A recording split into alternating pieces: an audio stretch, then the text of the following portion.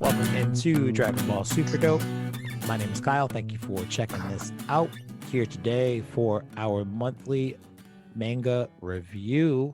I've got my friend Leonard from the NPC Pod. Leonard, how you doing, dude? I'm doing great. America seems to have some hope, and we got a new chapter of Dragon Ball. I don't know why I stuttered so much. I thought you were going to say of democracy, but yeah, no, we also did get a new chapter of Dragon Ball. Very good point. Yes, We'll get back to that in just 1 second. But Reese, all the way from Australia, mate. Reese, how you doing, man? Fantastic, man. How are you? Pretty good. It's like what, 11:30 where you are right now? 20 to 12. 20 to 12 in the morning. And morning beers with the Super Dope fams. Never a bad idea. Chapter 68, Granola, the Survivor. So, weird timing on this chapter from a Super Dope perspective, because I've been doing pretty good releasing episodes on Wednesday.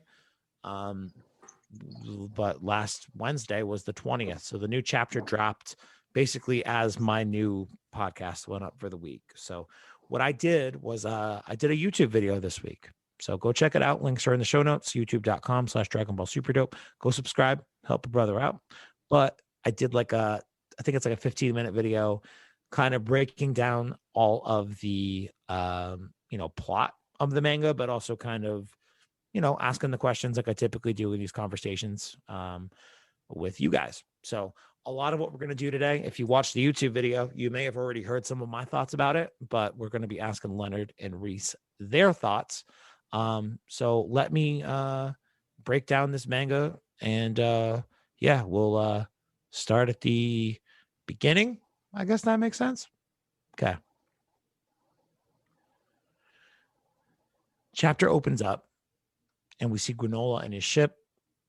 He's having a recurring nightmare. This is actually one of the few things that came out in the drafts the week previous, where we saw that Granola's planet was decimated by a group of Saiyans. One of the most notable things that we saw in the drafts was one of the Saiyans in the Ozaru form. What's the matter with me? I can't pronounce that ever consistently. One of the Saiyans in the Ozaru form has a big X on its cheek. And I think the majority of the fandom assumed that has to be Bardock, right? Otherwise, why go through the trouble of putting that X on his cheek? Just to what, mislead us? That wouldn't be very cool, Toyotaro. But we learned that his race has fallen at the hands of the Saiyans, and we also learned that he is well aware that Frieza is the one who gave the order to exterminate his planet, and that he is both on. He has ambitions for revenge for both Frieza and the Saiyans at the same time. Now he's under the impression that Frieza's dead, and that the Saiyans have been exterminated by a comet that hit their planet. And he's like feeling frustrated that he doesn't have those avenues for revenge. We also learn that he is a bounty hunter, and he's bringing the OG-73 and what's slowly regenerating of it to somebody to collect on the bounty. So I guess the question that I have for you guys is, one thing I've said a lot about the last few chapters, I feel like there's a lot of Star Wars baked into this plot. Maybe not the plot, but some of the characters. You guys would understand that more if you watched the most recent season of The Mandalorian. I just learned on the Patreon pre-show that these two, both of them, have not watched season 2 of The Mandalorian, like fucking assholes. But there's a lot of Star Wars in Granola's backstory, and just the fact that he's so closely tied to Frieza and the Saiyans right off the bat. Is this what you had expected for his backstory? We'll start with you, Leonard. Is this what you'd expected for his backstory? Do you like where it's going so far? How do you feel about it? I didn't expect this at all, to be honest. I was really shocked by it because it's something that I didn't necessarily think that they would go back to that avenue of, but it seems that Toyotaro and Toriyama seem to be, or I guess more Toriyama, whoever, long story short, is going back into things that they never really quote unquote discussed in the canon of things, but maybe have discussed like in some movies and other things like that, which What do you I mean? kind of like. Well, for example, last arc was Moro. Moro was going back into magic, which is something that we got a little bit of with Majin Buu and Babidi, but we didn't get anything else after that. So I did like that. And then now we're getting the whole like, oh, they actually do raid. I mean, of course, yes, you could say that Dragon Ball Super Broly, they did go into it, but they didn't seem to talk about like the way that they did in this chapter, where it's like, oh yeah, they do take over the planets and showing that this kid or this guy, I don't know why I say kid, this guy has like almost, I would like to say almost like a PTSD towards it, Yeah. like, and of course, something I realized too that I thought about even from last episode. No matter what, if you talk about space, I feel like you always have to. You always everyone's gonna be like, well, that's Star Wars. Oh, that's Star Wars. Oh, that's Star Wars. Yes and no. I mean, the fact that the Mandalorian is a bounty hunter, all right. So I think that a lot of us expected him to be a bounty hunter. The fact that it's confirmed that that's exactly what he's doing in this chapter kind of makes me think Toyotaro wanted to name this dude fucking Din Djarin. But there is a scene in, I guess, chapter 67 that if you had been up to date on the Mandalorian at that point in time and you'd watched what happened in the episode the week previous, and then you saw this granola sequence, you'd have been like, holy shit, I saw that on the Mandalorian last fucking week. Same thing. Maybe not shot for shot, but the general premise of what was done and what was executed and why it was done in that way. It was meant to hold up a particular character as a, you know, pretty badass guy. And Granola is that guy. Mandalorian, you'll have to fucking watch it to see what I'm talking about. It's mind blowing to me. You don't know what the fuck I'm talking about. Reese, how do you feel about Granola's backstory, man? I liked it. I like where they're going with it. I like that they brought back the old Saiyan thing with the Azarus. I'm looking at it right now, actually. It kind of reminds me of like the baby series, the Saiyans and the Tuffles. So maybe we're going to get a bit of the sins of the father, sins of the son thing with Goku and Granola. Only thing I don't like would be that Frieza's back in the picture again. Like we've just had Frieza with Revival of F, we've had Frieza in Super already, and in the new Broly movie, and now we're going to get him again. Like we could have explored Cooler maybe as someone different and say he had a crew of Saiyans and shit that he used to go take over a certain part of the universe where the we'll call it the bowl region with the cereal people and the milk people and all that. And yeah, it just makes me curious now to what they're going to do with 7-3 now that he's, and obviously him being a bounty hunter was a complete throw off as well. I was expecting him to, I don't know, something different. But yeah, it leaves it very open to what's going to happen later on with 7-3. I initially thought when he went and stole 7-3 back that he was going to be using him for himself, like to team up or to fuse or whatever together. But obviously, he's just going to be put on ice, kind of like the what's it called? Was that Avengers? The Collector? It's going to be like that. He's just going to end up in like the Collector's little collection. I get what you're saying.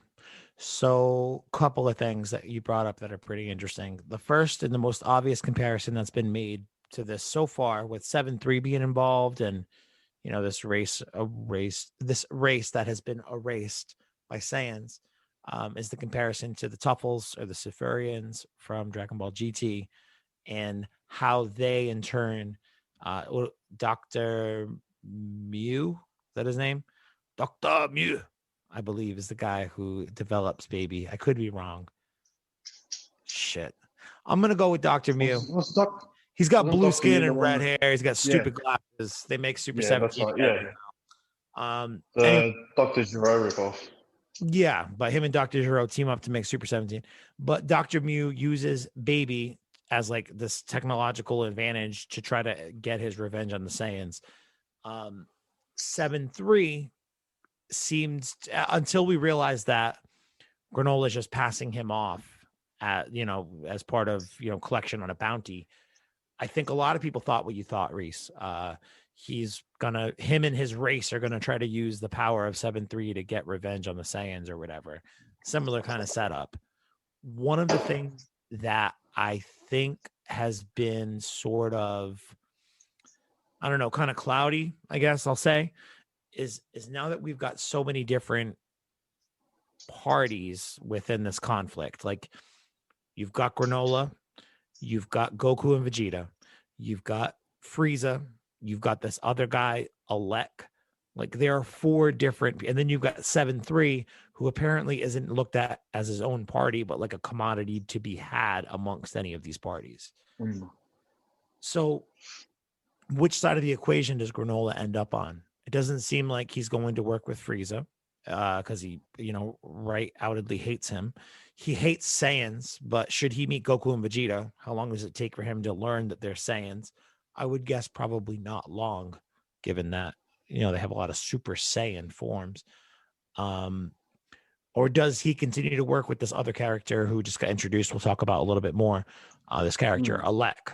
If that's the case, is it like just on the surface? Is he going to do it to be able to double cross him, later on down the line? Like it could be any of those things, but It'd be interesting to see if further on in other chapters, if he saw when the Saiyans turned back into their human form and he saw Bardock, and then when he sees Goku, just straight away, like just envisions Bardock. You know what I mean? yeah, Sees him straight like away, and like you're one the one that night. killed my people. One night he's like his dream goes a little bit longer than it typically Yeah, does, yeah. and like he reverts back from the Ozaru form into the Bardock form, and he has the same hair, same appearance. Sees Goku doing his thing. He's like, "Asshole, I know you. You wrecked my planet. Well, where's your tail? Where's your scar?" Could be something like that, Yeah. really. Yeah. So I guess more to come on which side, Granola is going to, ultimately work with. Could just continue to work by himself. I personally kind of dig the backstory, a little bit different for Dragon Ball. Interested to see where it goes. Hopefully it continues to work in its own new sort of direction for Dragon Ball, new direction.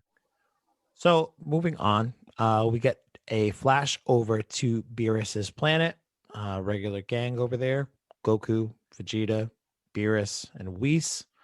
And Goku was helping Whis inject the Oracle fish with, I don't know, some sleeping drugs, I guess. The Oracle fish is going through a crazy bout of insomnia. And they do let us know that when the Oracle fish cannot sleep, that is indicative of a bad omen. Some bad shit's about to go down. But also sometimes it just means nothing. So either way, interesting to see Goku inject Homeboy with a needle. That's a call to how he is only afraid of needles in the anime and not the manga. Just wanted to stop briefly and point that out to y'all. After they get the Oracle fish injected with the sleepy pills, they go back to training. We get to see Mastered Ultra Instinct Goku versus Whis. Goku taps into Mastered Ultra Instinct very easily, like it's a choice. It's almost like a transformation technique. I feel like they're kind of one and the same here, but taps into it very easily. And we do get a cut over to Vegeta and Beerus. And Beerus makes the comment, "Hey man, why don't you perfect that shit? Why don't you learn that?" And Vegeta sticks to his line of, "No, I'll overcome it my own way. It's fine. I'll figure something out." And Beerus alludes to basically that there are other techniques of the gods that they could learn to use outside of Ultra Instinct. Ultra Instinct is just the specialty of the angels. That's why keeping the hearts all calm and tranquil that being a major part of Ultra Instinct, that works for Whis and the Angels and for Goku. Calm, gentle heart has always been, major adjectives that have followed the character of Goku around. But then you look at a guy like Beerus, who's fucking all angry all the time, and he alludes to other techniques that make more sense for his personality. And you think, oh man, if Vegeta learned one of those, what is that going to look like? That's a cool idea. So Beerus teases that there are other techniques that exist out there, but flatly refuses to train Vegeta. But says, I'm gonna go, stretch out over there, if you want to come watch me.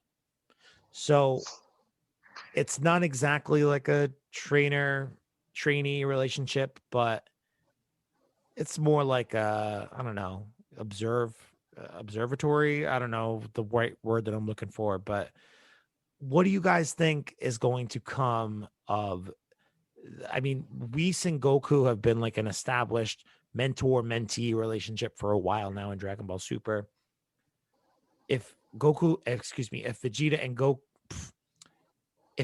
and Beerus are about to develop their own kind of version of that relationship, what's it look like, and what do we think Vegeta's gonna, come away with from that kind of training? Reese, you want to start? Yeah. Well, I wonder if Toppo got to learn any of this stuff because he inherited the Hakai powers and was the disciple of the clown dude. Excellent But question. then it can't be just Hakai energy because Vegeta's already beaten that. So is Frieza in a way. So it has to be something that plays, obviously, Ultra Instinct plays on more Goku's attributes and things like that. So the anger and you can see the common between Beerus and Vegeta, angry and prideful and things like that. Character development, they've got even Beerus himself has had a lot of character development through Super.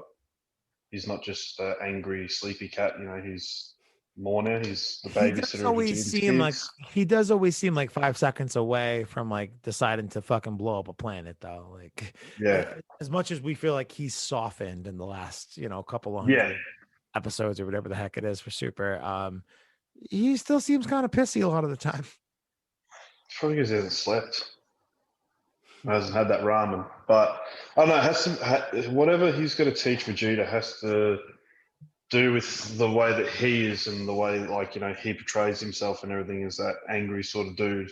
So whatever his technique is going to be or transformation, or whatever, the triggers are going to be from those, not from being cool, calm, and collected like Ultra Instinct. Yeah. So what I want to know is how is it going to rival like an angel's specialty? Because the gods, it has to be something pretty strong, though. I think you started with the right question of Toppo. What kind of Toppo training? What kind of training did Toppo go through before he made the transition to next God of Destruction? Are we about to see Vegeta take a similar path? Is that why we saw Vegeta fight against Toppo in the Tournament of Power? So that way we could make it be that much more of a statement when he does eventually ascend on that same path that Toppo did. Yeah. I don't know. I'm just That'd be fucking interesting. I'm blib blabbing today. I'm not very focused. Leonard, what you got? Man, let me tell you, we Vegeta fanboys are probably going to get dicked once again. Always. We just love getting dicked. Always and forever. Sounded worse than I meant. Yes. Why? Anyways, I feel like that was one of the big common things was just like how Toppo was like, oh yeah, because he had a God of Destruction, or something I did actually point that I wanted to point out because something from Twitter as well that I saw and I was like, I didn't think about it, and even from like an artistic standpoint, I'm like, oh wow, that's really clever. If you look at the chat bubbles between Whis and Goku and then Beerus and Vegeta, they are almost the same shape. So it gives you a sense of how their character is, which Beerus is more the serious, in a sense, serious, but Whis and Goku are rounded bubbles, and Vegeta and Beerus are angled bubbles. Exactly. But part of me feels like with Vegeta, because a lot of people are saying, "Oh yeah, like what if he gets purple hair or whatever?" And it's like I don't think he's gonna get purple hair. And if he I does get feel purple like hair, I'm out. I'm done. He's been purple before in Super. that Yeah, is but like true. that was his whole That is true. body. That's a little different. But something I would like to actually see is maybe that instead of him having some sort of transformation, that he uses the God key in a sense where it becomes more natural. Like, of course, you see how like when Goku and Vegeta turn into like Super Saiyan God, their hair stays about the same. Maybe they get a little bit thinner, in a sense like that. Maybe for Vegeta, what we may see is something almost similar to that, but with a different type of aura, maybe a different type of view of him. Maybe not like another change of color and hair, but Yeah, it's not like a something blue, different. like a slightly darker blue. It could be like a, well, I mean, I think a lot of people think the Hakai and or the aura around Beerus is purple because he's a purple cat, but Yeah. maybe it's that kind of aura. Maybe it's a different sort of Hakai energy envelopment thing. I don't know. Who fucking knows, man? I can't wait to see how the relationship develops between those two because Vegeta's like very respectful of Beerus, even more so than he is of Whis. I feel like he's afraid of Beerus. But to see him have this kind of casual chat about like, yeah, no, I'm going my own route. I get it. Goku's got this mastered ultra instinct thing. That's not for me. To have him kind of have this very honest discussion with Beerus and not have Beerus completely open up to him and say, I'm going to take you under my wing and help you crack this nut. It's like he still has like that air of, I don't give a shit. But at the same time, I kind of want to see you learn something new. So Yeah. the I feel dynamic I for the relationship is changing on the page as we're watching it. And it's fun. It's cool to see. right. I feel like part of the reason too that Beerus is kind of going this route is because um Whis is more of the I'll keep training you and showing you how to do this so you can become this, and Beerus is more of the you can watch what I did and then you can figure it out yourself. And I think also part of the reason why as well, because going back to an earlier comment, um, I think it was from actually, yeah, the Broly movie. Uh, well, two things, but first thing is going back to the Broly movie, is saying that when Goku was training and Whis was like, "Why do you want to train?" He's like, "Do you want to be a god of destruction?" Which is something that's asked. I feel like more than once or It's twice been in probably Super. a handful of times, 2 or 3 times. Exactly. And for that, like that makes you think it's like, okay, maybe the reason why Beerus is hesitant towards that is because he realizes Vegeta could have the potential to becoming the god of destruction. And I mean, of course, this is one of the things that fanboys and everyone's like, please make this happen. Please make this happen. Which if it does, cool. If it doesn't, whatever. But it's a potential idea. I just think it's interesting that like 2015 we get 2015 is when Revenge of Revival of Frieza happens. Um that's when we kind of get like a more clear line of sight to the Angel God of Destruction relationship. And even then you could say that, you had to wait for the anime to come out 6 months later. Doesn't matter. When you start to see those kinds of relationships take fact or like take hold, the natural question in the fandom was like, Goku's more of a Whis, Vegeta's more of a Beerus.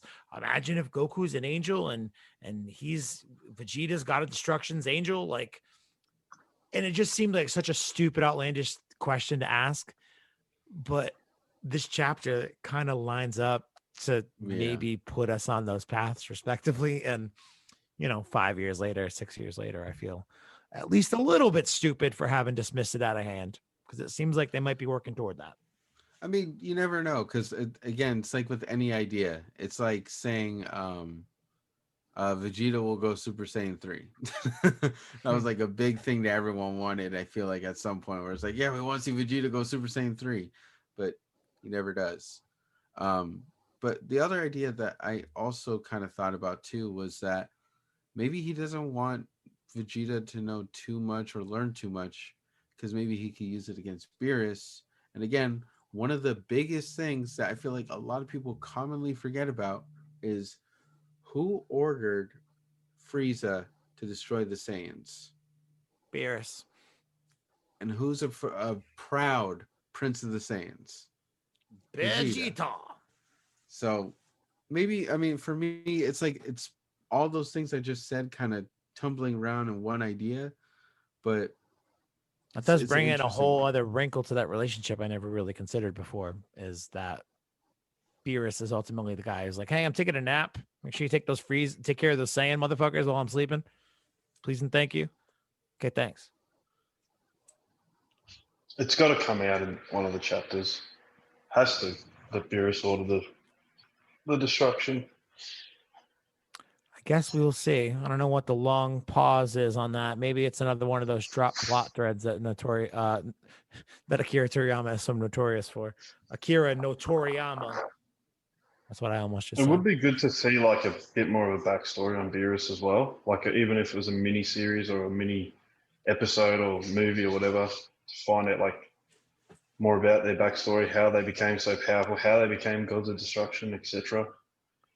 Yeah, I mean, a part of me likes having that shrouded in mystery, but another part of me is like, I would love to see like what a race of Beerus's people looks like, and how he ascends to be the prodigy that he obviously was, to be considered for.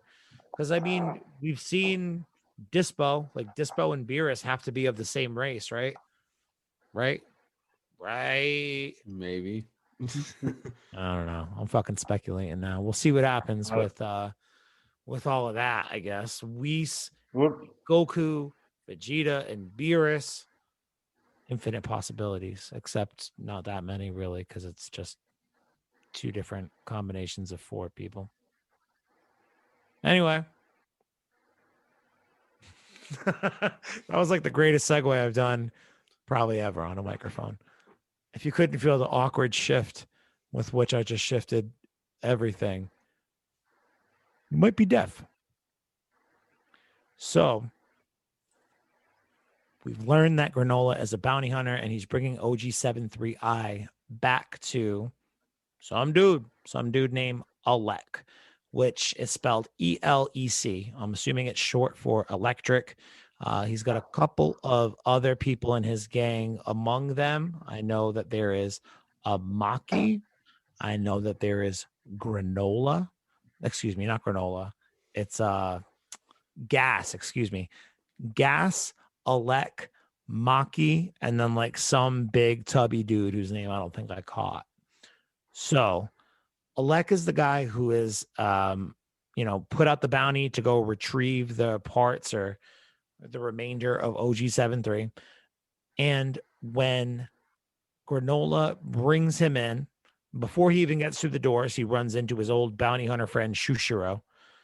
This little, I don't know why. I assume he's got yellow skin. I know we're talking about a black and white comic here, but sometimes I see a character and I'm just like, I know what color that character is. It might be because he looks just like the guy Frieza's right hand man from Broly. Yeah. So I was So it's thinking. like same race. What the hell is his name? Elo. Yeah. Pickle But me that's, Elmo. Kamiko. He's like the soy sauce name. oh, God damn it. I can't remember it. But you're certainly 100% right on that. That's exactly why I think he's got that yellow skin, because he looks just like that guy. So Shushiro is another bounty hunter who just got paid, basically next to nothing for whatever he brought in. Kikuno. That's his name. Kikuno. Good fucking call, man. Kikuno. So Shushiro, Kikuro. Oh, dude, their names are very similar too, huh? Like if you replace the K and the S, like they're basically the same name almost. Anyway, I digress. He did not get paid shit. He sees that OG73 is going in with Granola. Granola is about to get paid a lot. He lobbies Granola to split the bounty with him because he's maybe a little greasy. OG73 says, no, excuse me. Granola says, no, that's fine. I'll kill you. Leave me alone. And he goes in and talks to Alec. Now, the character of Alec is kind of interesting to me from a visual perspective. He reminds me a lot of BoJack and his little pirate gang from that movie. But what's different about him is he has an air of like authority to him, much in the way that Frieza does when you first meet Frieza. And Galactic Emperor Frieza has this big old army, rules all these planets, whatever. You automatically get the impression with this Alec character that he's got a tremendous amount of power, influence, wealth. And Granola goes on to ask him, what do you intend to do with OG73? You're going to make an army of, bots of this guy like the other guy was going to do?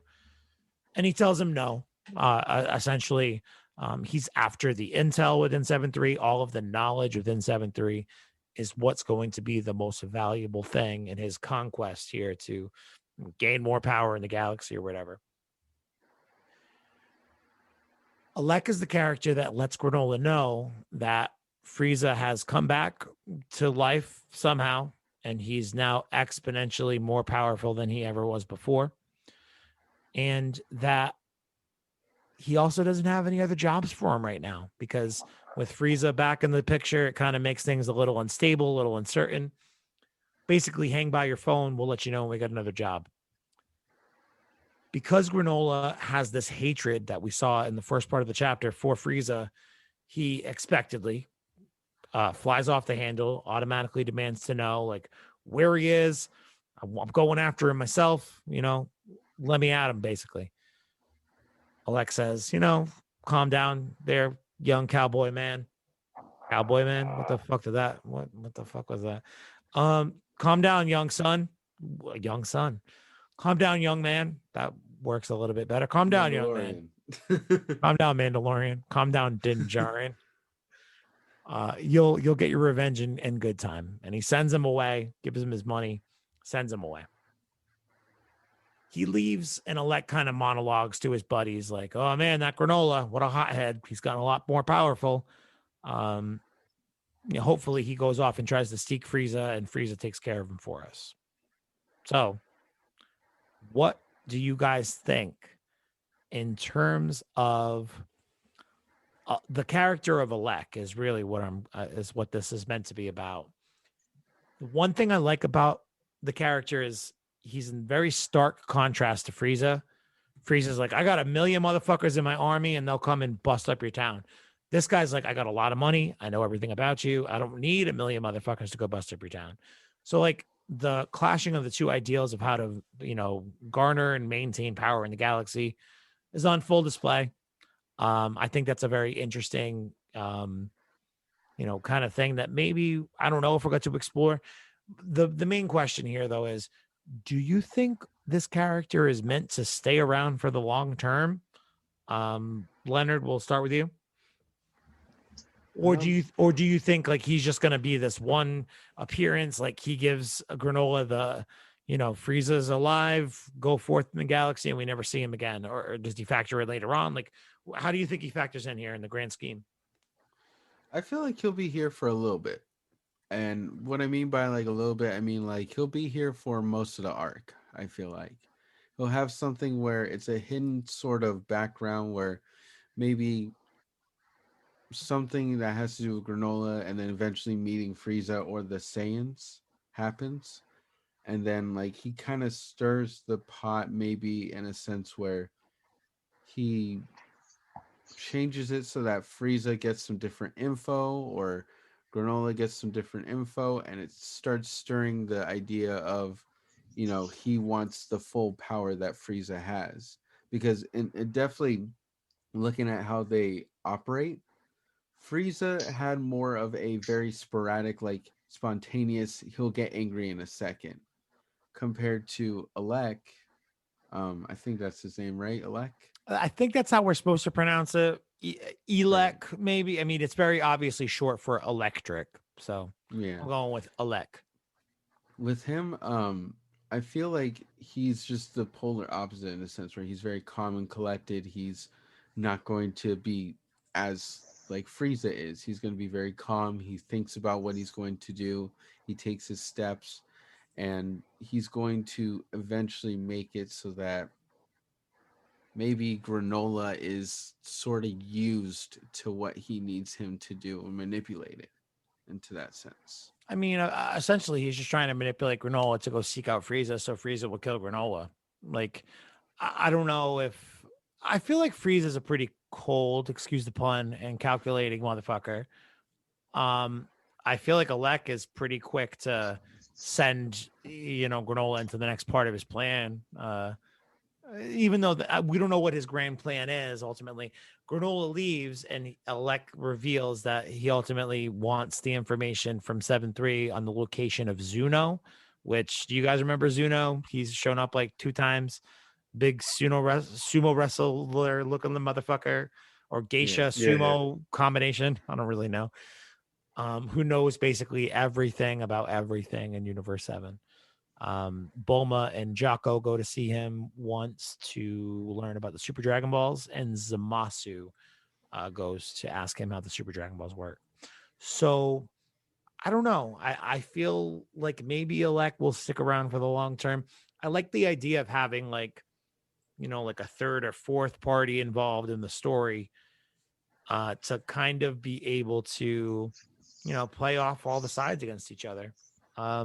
Reese, what do you think this character is going to be doing for us, man? You think he's sticking around, or you think he's an in and out character? He's going to be kind of popping in and out.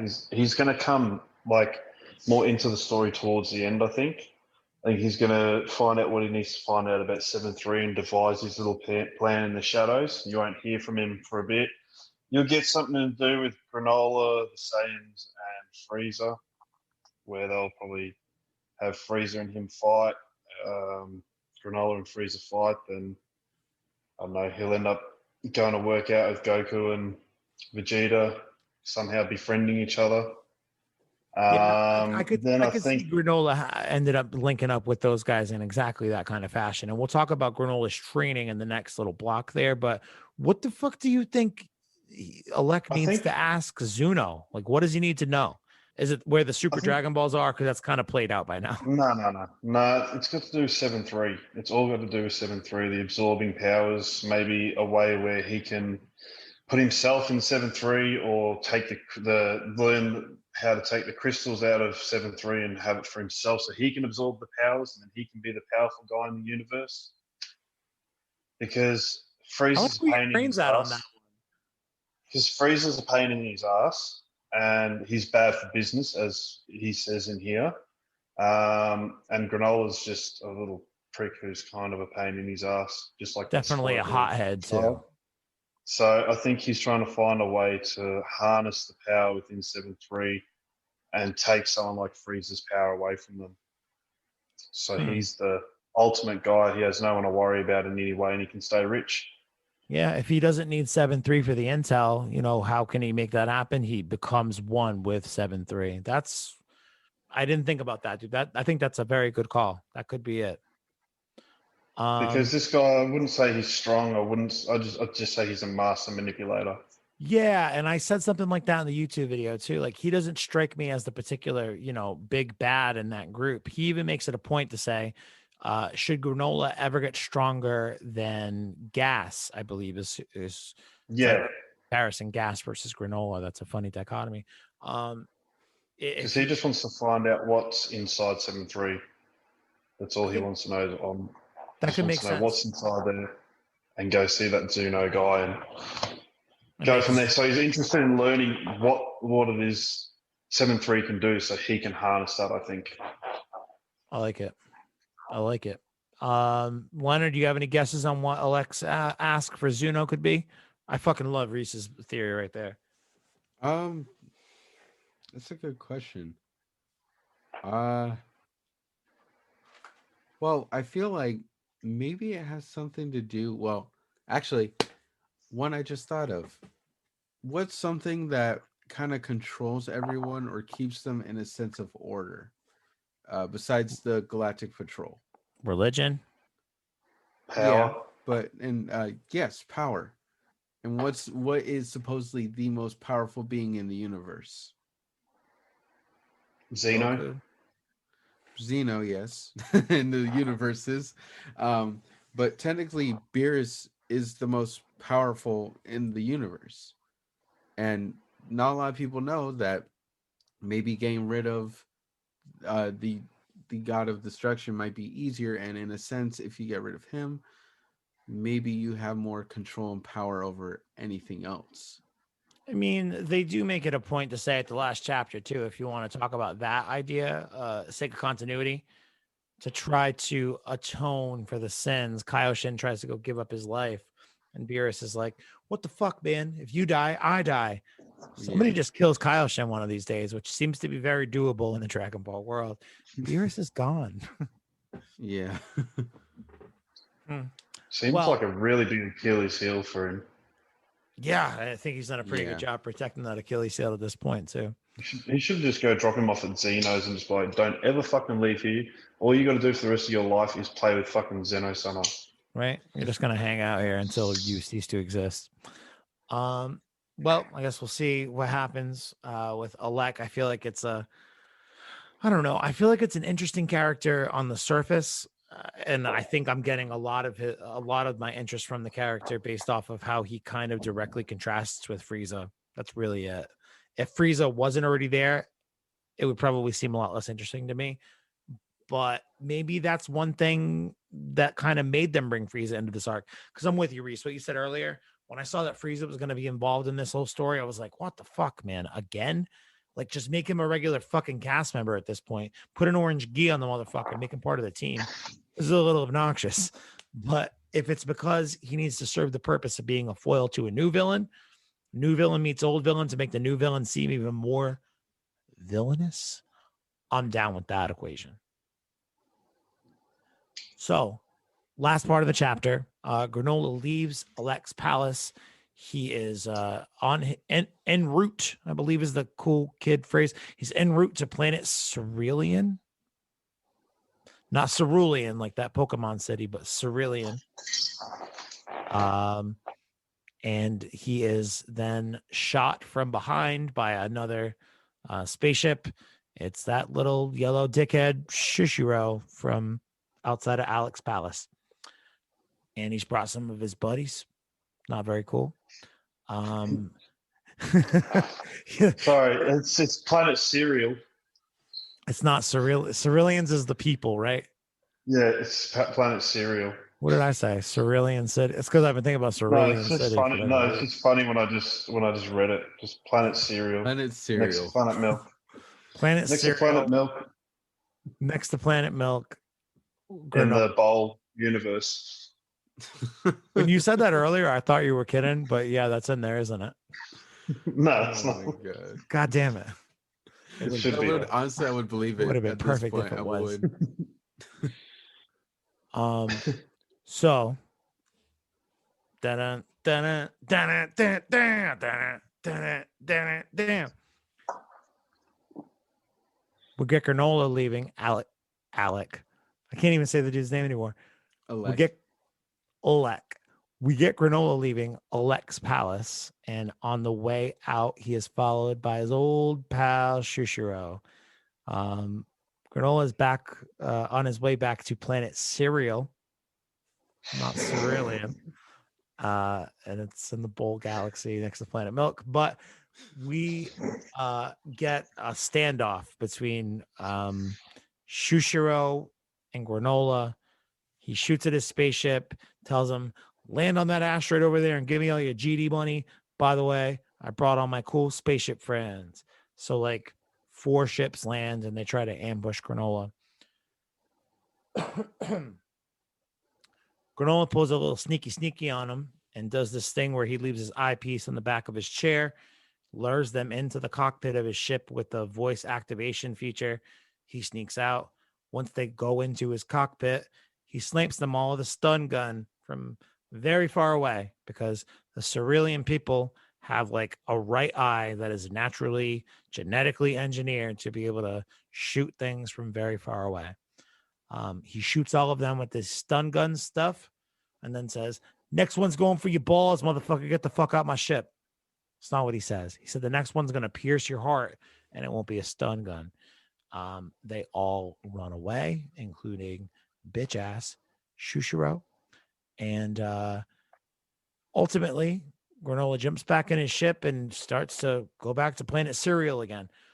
Oatmeal, who is, I guess, his partner, comrade, buddy, his guy in the chair off screen, who we've yet to see, he chimes in and says, "Hey man, that was some nice shooting. Good job back there, mate." And Granola says, "No, I actually missed one of them. I'm not strong enough to beat Frieza. I'm going to have to train and become stronger to defeat this new super strong Frieza." So the question for you guys is, what do you think we're about to see Granola do to go off and train? Because we have a level of reference for how powerful Frieza is. I am kind of interested to see where he is now, not so much in terms of his own power, but in terms of the scale of his army, however many months this is after the last time we saw him. So I mean, I am interested to see him there, but we know how strong he is, and Granola doesn't seem to be able to hold a candle to him.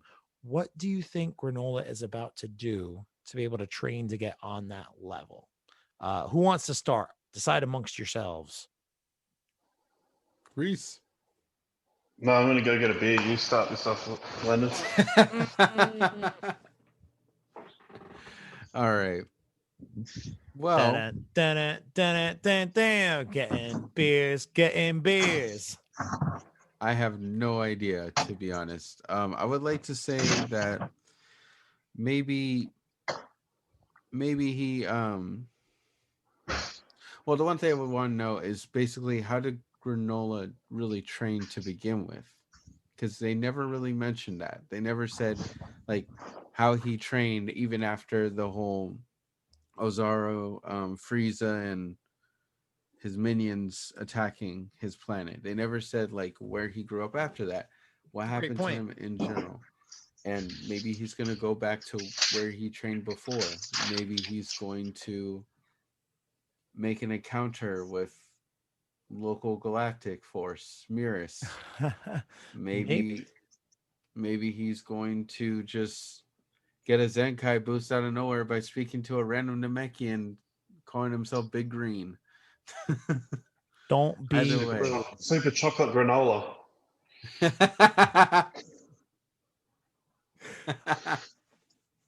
I don't know, man. I don't know. I mean, I think you bring up a really interesting question in that we don't understand how he even got as powerful as he is now.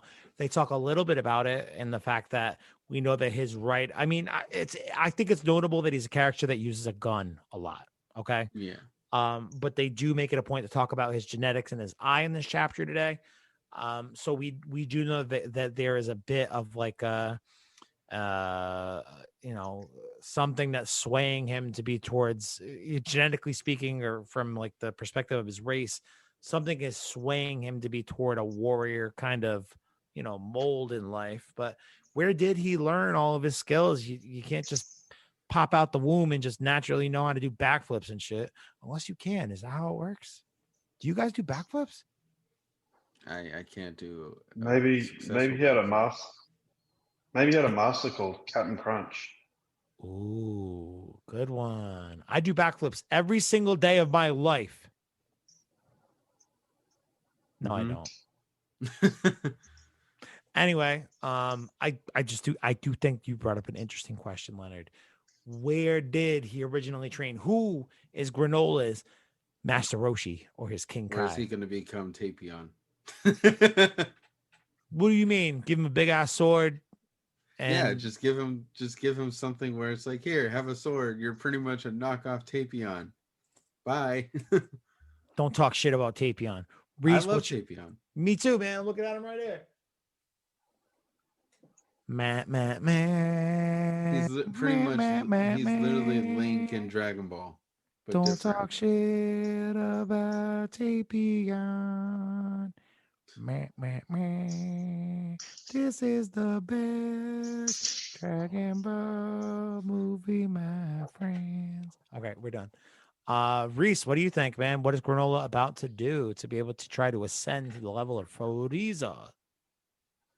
Well, I think the first question we need to ask before that is how, when Granola was the survivor on Planet Cereal, when the Saiyans and Frieza took over, how did they get rid of him? Because he was returning to Planet Cereal. So what did he have to do back then? So what sort of training did they, or warrior kind of people were they, to get rid of the Saiyans, to scare the Saiyans off to not be on Planet Cereal?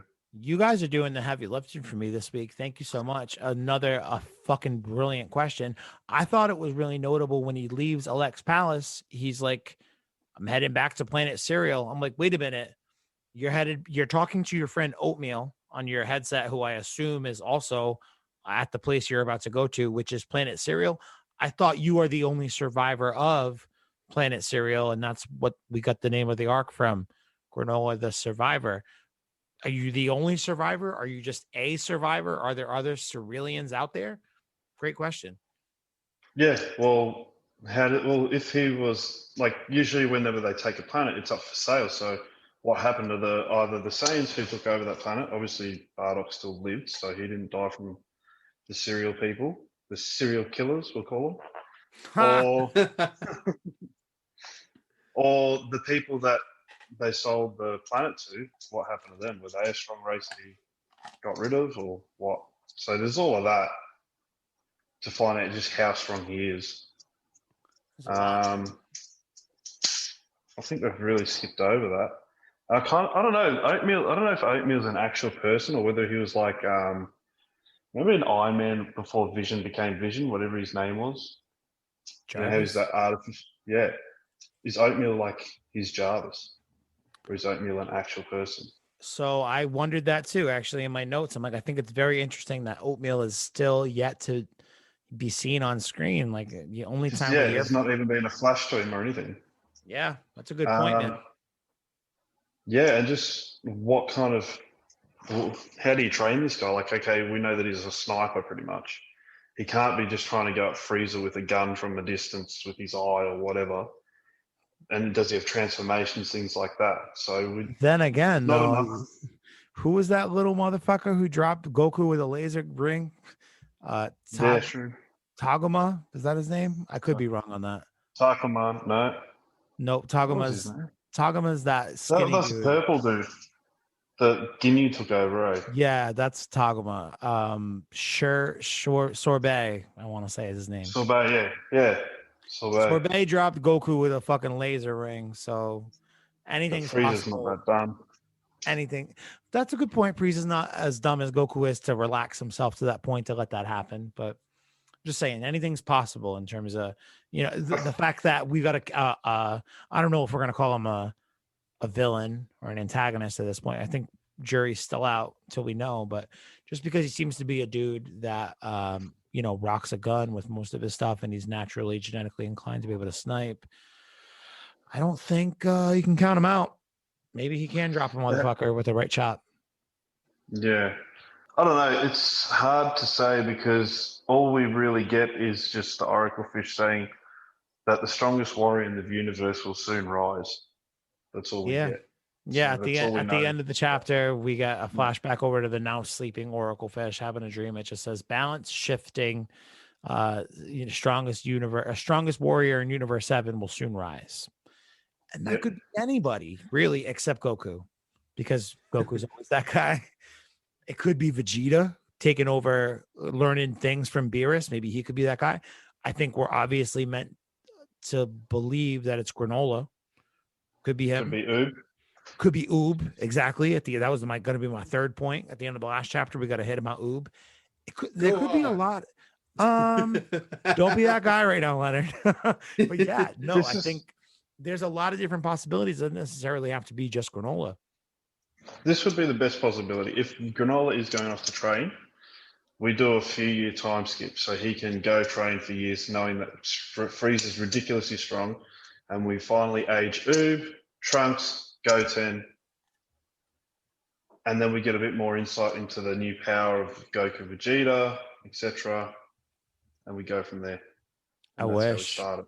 That would be cool. This would be a cool excuse to do a time skip. Like Granola needs time to fucking gear up to fight Frieza. So they're like 2 years later, and like all of a sudden Trunks is in the midst of puberty and he's useful again and shit.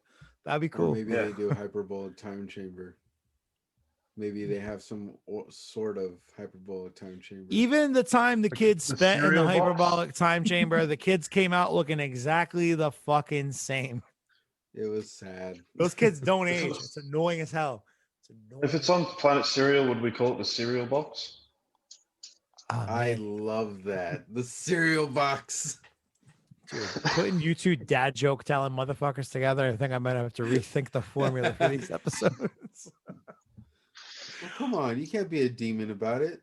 Speaking of watch, I guess you could say. Speaking of Demon watch, Slayer. watch Demon Slayer. Oh, good one. All right. So these Granola guys- is a Slayer. Oh, He is. Oh, look at that.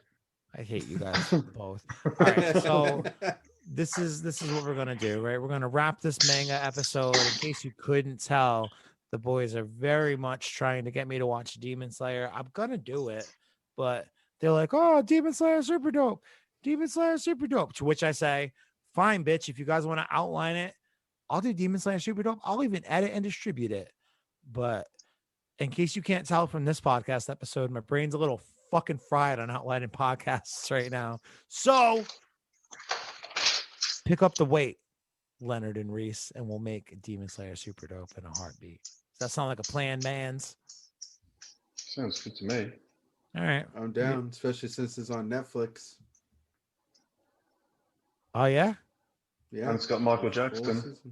Yeah, So you Michael know, this is Jackson the was third coming. time you guys have brought up Michael Jackson as a selling point, and I'm gonna tell you, each and every time you bring up Michael Jackson as a selling point, it makes you want to end this podcast immediately and go watch it. So stop It's bringing up. it's not just Michael Jackson. It's Smooth Criminal Michael Jackson.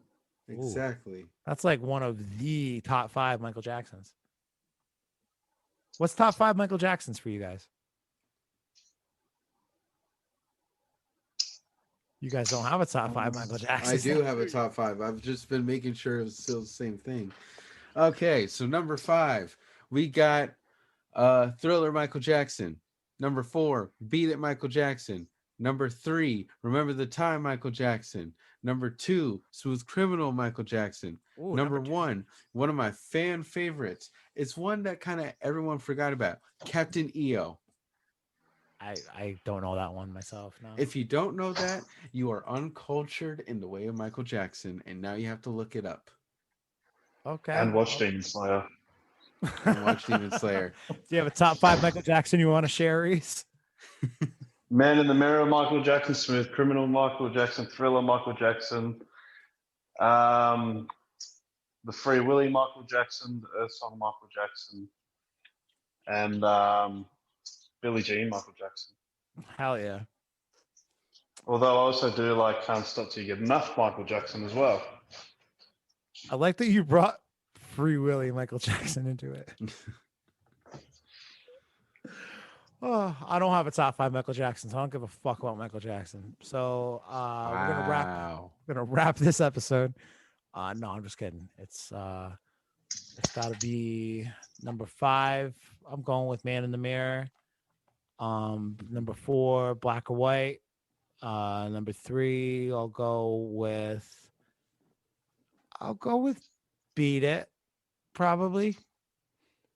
Yeah, I'll go with Beat It, and then Bad, and then Thriller. Thriller is like one of the first music videos I remember watching ever in my life, and just being like, "Are all music videos like this? This is awesome." And then I learned that most music videos are like 3 minutes long, and I was like, "This is fucking whack. Why do all music videos suck in comparison to Thriller?" And that kind of ruined me with my expectations for music videos for the rest of my life. So thanks, Michael Jackson, you Demon Slayer appearing motherfucker. That's all I got for you guys. All right. This is a forced We one can't today, forget- but I got it out. All right. I got it out, Can't forget guys. the Chris Tucker Michael Jackson either. Fuck Chris Oh, Tucker. Yeah. Oh. That's right. Oh, come on. No, he won't be in a fucking Friday movie. He's too cool for school. Is it Chris Tucker? Am I being racist right now? Yeah, Chris Tucker. No, it's Chris Tucker. All right. But the fact that you asked if you're being racist right now, which is yes, you are. I don't think I am because I was right about who it was. You know, Why don't you just put on your blonde wig and some fucking fake tan, Kyle? so there's this guy I work with, right? Or used to work with when I had a job. I don't have a job anymore. His name is Stu. Stu's one of my favorite people. And I worked with Stu on a contract a couple years back, and we were good buddies. And then I came back, and you know, Trump is fucking full swing. And like for a couple months, he like danced around the fact. He's like talking to my other coworkers about it. He's like, I think Kyle's a Trump guy, and I don't know. Like I like Kyle. Like it bothers me that he's probably a Trump guy, and I don't know how to say something to him about it. But like I really like him otherwise, and like. He said this to my friend Chelsea, and Chelsea one day was just like, Stu, you just need to say something to him about it. Hey, Kyle, do you like Trump? And I just went, really? Why are you guys asking me that question? That's a dumb fucking question. And Stu's like, oh my God. And he came over and gave me a hug. It was like a few months before COVID. I miss being able to hug people. Anyway, I'm done ranting. This wasn't a very good episode, but thanks for sticking to the end. If you did stick to the end, and by the way, not a good episode because of me, not because of you guys. You guys fucking MVPs. Not on my game today. Reese has recently helped me take over the Instagram page. If you don't follow us on Instagram, go fucking do it. At DB Super Dope. We're trying to get a little bit more interactive with our listeners and friends and fans or whatever. One way in which we want to do that, Reese, in case you can't tell on the video here for the patrons, even the YouTubers, I guess this will probably make its way to YouTube. Reese got lots of tattoos. You got some Dragon Ball ink too, as well, right? Yeah, whole leg sleeve. Friggin' ridiculous, man. He's very dedicated in the tattoo game for Dragon Ball. But we're trying to collect some other, you know, Dragon Ball ink, other Dragon Ball fan appreciation stuff like fan art and things like that. So if you do have any of those things, whether it be tattoos, maybe you make some fan art on the side, maybe you're like our buddy Chris Fornia, who you know, has like a lot of Dragon Ball figures and takes like very cool intricate photos of them. Like things like those are things that we want to start to integrate into our Instagram more often. If you have a Dragon Ball do-rag, Leonard, put it on right now. So my point is, with Reese being more of a front-facing person on the Instagram, you'll have a little bit more to interact with, and we want to try to build the community. So go follow us, share your pictures with us, put them on the highlight stories, all that stuff. We kind of have a plan. We kind of don't have a plan. We're figuring it out as we go. Reese, any advice you want to give to the people who may or may not want to follow us on Instagram? Why don't you give them the elevator pitch on why they should follow us? Well, everyone will get to see their artwork or their toys or resins or songs if you're a musician, whatever. You know, it'll all get advertised, you know, up on Instagram. You'll get more followers through us because we'll have more fans that are into that sort of shit. I mean, that's why we all listen to a Dragon Ball podcast and podcasts Two-way about street. it. Fucking, yeah.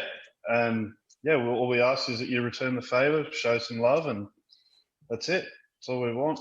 Just to get more interactive with the fans because, I mean, I started off as a fan with this show and still am, and you know, you can get amongst it a lot, and yeah, I mean, that's what we're all here for. I didn't really have anyone to talk Dragon Ball with. So for me, when I found this, it was a really good outlet for me to talk to people about Dragon Ball with, and yeah, and I just got talking to Kyle a lot more. And you want to know what that makes me think of, actually, Reese, is something we talked about with Leonard before we started recording. Was Super Dope Discord, man. Like, it exists. It's a thing that's there. We just don't use it. And I think the Discord would be a good place to do exactly what Reese just said. Like, gives us another outlet to go to talk about Dragon Ball with friends and fams. I mean, I'm not actually your fam, but I'm in your ear for an hour once a week, motherfuckers. If I don't feel like fan by now, I probably won't ever. But that's But okay. even yeah, just more like the artwork and all that sort of stuff as well. There's always a lot of up and coming artists and things like that, stickers, all sorts of shit. Like, I know for myself, if I found something really cool that was, a nice Dragon Ball canvas, something that I'd pay for it to put it up on my house. So just Hell gets yeah. everyone's name out there, your name and our name, and yeah. We're just trying to continue to build the community, really is what it comes down to. So go That's it. follow us on Instagram at DB Superdope, Twitter at DB Superdope1. If you want to support the show more, patreon.com/Dragon Ball Superdope. $5 tier gets you all sorts of extra podcasts, videos, uncut bullshit, invites to things like this. And yeah, I think that's all we're going to do for this week. Make sure you rate and subscribe wherever you get your podcasts, Apple Podcasts, Stitcher, Spotify, YouTube is a thing we're really working on for 2021. If you don't subscribe to us on YouTube, I'm fucking mad at you. There's a link in the show notes. All you got to do is click it, and then it says, you want to subscribe? And then you hit yes, and then boom, you're subscribed. So please go do that. Otherwise, I'm pissed at you. And that's it, man. Gonna do it for Super Dope. Talk to you next week. I don't know what's planned for next week.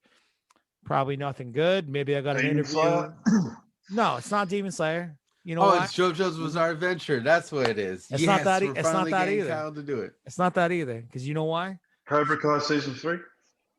Dude, Cobra Kai season 3 was super dope. I actually don't even tempt me, motherfucker, because we've got so many other projects in the woodworks. Like we got an MHA thing on, we got a General Nerd thing on. We're talking about this apparently Demon Slayer super dope thing going with you guys. There's a lot of places for us to talk about stuff, but I'll talk about Cobra Kai literally anywhere, anytime, any podcast. I don't give a shit. I'll dirty up a super dope feed. I don't care. You know why? Because Cobra Kai never dies. All right, fine. Fuck you guys. It's going to do it for Super Dope. I'll talk to y'all next week. Leonard, thank you. Reese, thank you. I love you both, and I'll talk to you soon.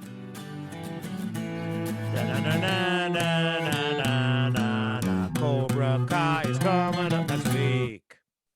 It's probably not.